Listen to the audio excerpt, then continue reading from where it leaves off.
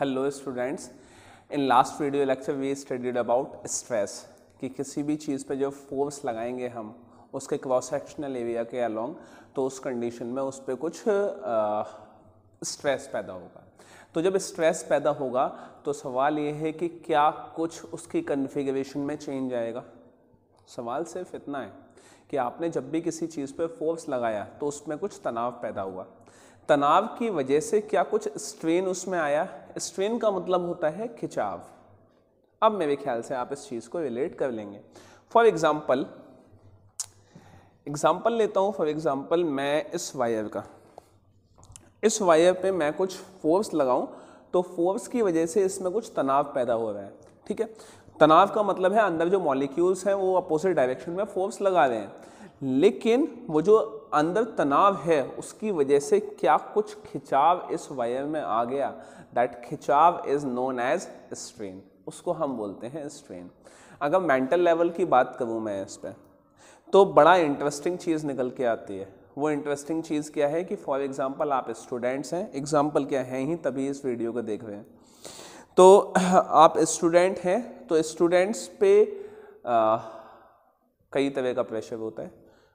Examination में perform करने का प्रेशर है, होमवर्क करने का प्रेशर है, प्रैक्टिकल्स करने का प्रेशर है, अलग अलग प्रेशर्स हैं। मतलब कि प्रेशर का मतलब force per unit area.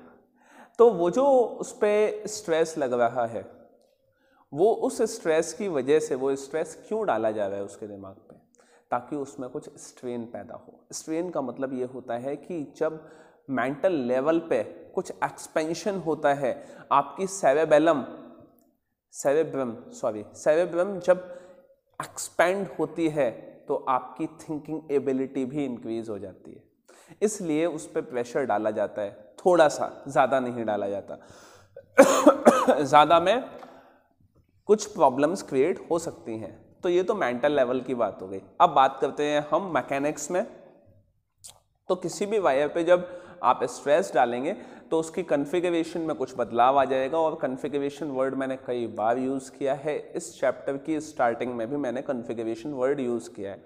Configuration का मतलब होता है अरेंजमेंट ऑफ मॉलिक्यूल्स। कोई भी ये वायर है, इसमें मॉलिक्यूल्स यहाँ, मतलब मैं अब इसको ब्लू से बना देता हूँ। मॉलिक्यूल्स यहाँ अलग अलग जगह मॉलिक्यूल्स मौजूद हैं, लेकिन आपने क्या किया, इस पर कुछ फोर्स लगाई। फोर्स लगा के आपने इसको स्ट्रेच कर दिया, स्ट्रेच करके आपने इसकी लंबाई ये कर दी। जब आपने लंबाई ये कर दी तो इसके मॉलिक्यूल्स के बीच में जो डिस्टेंस है वो डिस्टेंस भी बदल गया। जब डिस्टेंस बदल गया तो ये जो मॉलिक्यूल्स हैं उनके बीच की पोजीशन बदल गई। इसका मतलब इनका अरेंजमेंट चेंज हो गया है। और अरेंजमेंट ऑफ मॉलिक्यूल्स को हम बोलते हैं कॉन्फ़िगरेशन।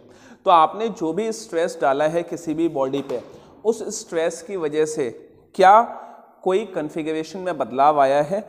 अगर कॉन्फ़िगरेशन में बदलाव आया है, that is known as strain. उसको हम क्या बोलेंगे, स्ट्रेन बोलेंगे, और उसकी स्टडी हम करेंगे। तो फटाफट डेफिनेशन लिख लीजिए आप अपनी नोटबुक में। That stress is defined as, strain is defined as change of configuration per unit original configuration। तो देखिए, strain is defined as change in configuration per unit original configuration। ठीक है, तो देखिए अब इसके टाइप्स हैं। फर्स्ट टाइप है इसका लॉन्गिट्यूडिनल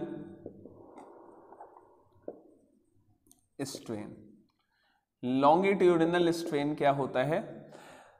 लॉन्गिट्यूडिनल स्ट्रेन किस तरह से डिफाइन किया जाता है कि कोई भी वायर है, इसकी लेंथ थी L, आपने इस पे फोर्स पर यूनिट एरिया लगाया और फोर्स पर यूनिट एरिया लगने की वजह से इसकी लेंथ इंक्रीज हो गई कितनी, डेल्टा L। तो डेल्टा एल क्या है, चेंज ऑफ लेंथ है, और एल क्या है, ओरिजिनल लेंथ है। तो longitudinal strain is equal to change in length upon original length. क्या समझ में आ गई बात? ठीक है। So this is longitudinal strain, that is dl by L. ये इसकी लॉन्गिट्यूडिनल स्ट्रेन हो गई। चलिए, अब ये तो लॉन्गिट्यूडिनल स्ट्रेन आ गई। इसके अलावा और क्या होता है? Second is volumetric strain. Volumetric strain, कोई भी बॉडी, मैं एक स्फीयर की बात करूं या एक बलून की बात करूं, इसका वॉल्यूम था पहले v, हमने क्या किया, इस बलून में एयर डाली, तो एयर डालने की वजह से इसका वॉल्यूम इंक्रीज हो गया। वो जो वॉल्यूम इंक्रीज हुआ that is delta v, so that is known as volumetric strain. तो इसकी वैल्यू क्या होगी, that is change in volume upon original volume. ठीक है। सो चेंज इन वॉल्यूम क्या हो गया, change in volume is delta v upon original volume v।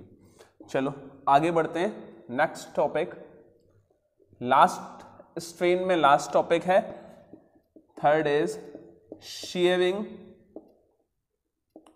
Strain. Shearing strain क्या होता है कि किसी भी चीज पे जब आप फोर्स लगाते हैं, तो मैंने जब आपको इस शीयरिंग स्ट्रेस बताया था कि ये कोई बॉडी है, उस पर टेंजेंशियल फोर्स लगेगी, तो उसकी वजह से उसका शेप कुछ ऐसा हो जाएगा। ठीक है। तो ये जो है, ये उसकी शेप में चेंज आ गया। अब शेप में चेंज क्या आया है, क्या चीज चेंज हुई है, ये थीटा चेंज हो गया है। क्या समझ में आ गई बात? That is shearing.